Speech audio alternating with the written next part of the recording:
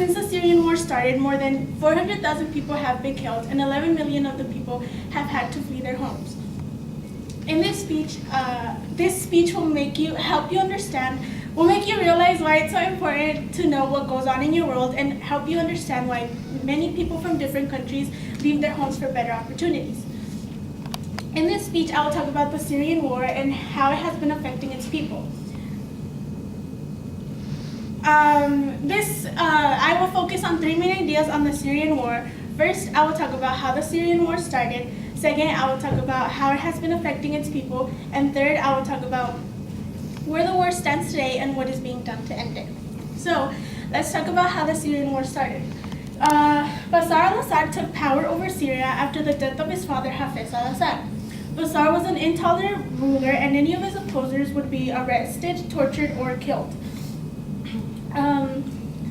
Bashar was also part of a group in Syria called the Alawite group. The Alawite, which members were favored for government jobs, and they made up the core of Syria's elite security forces. Another group in Syria was the Sunnis group. The Sunnis group disliked the Alawite group and wanted Bashar removed from power of rule so a Sunni could be president. Although the Sunnis did have the dislike of Assad in common, they were split into two groups due to competition or rivalry. So one of the groups joined together to form the National Coalition for Syrian Oppositional Forces, while the other group joined Al-Qaeda. So the whole reason this war started was due to the fact that Assad was an intolerant ruler and did not care about his people but his own group, which was the Alawite group. So now that we talked about how the Syrian war started, we're going to talk about how it has been affecting its people. As I stated before, more than 400,000 people have been killed due to this war, and 4.3 million people have turned into refugees.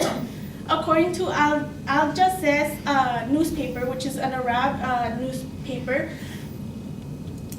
more than 500 million people are going on with their lives with not enough food, water, or medication due to the fact that aid hardly reaches Syria.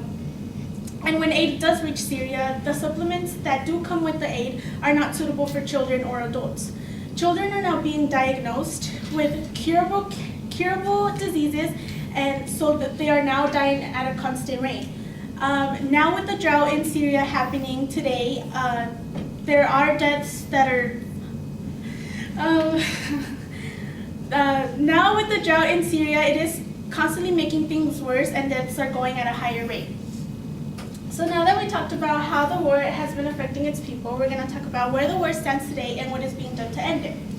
So, according to Washington Post, the rivalry group and the Syrian government have come together face to face to talk about the differences and try to find a boundary between the two groups.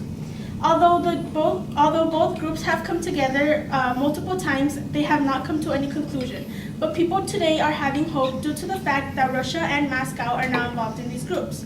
Moscow will be a mediator between the two groups, so people are hopeful that there will be an end, or at least,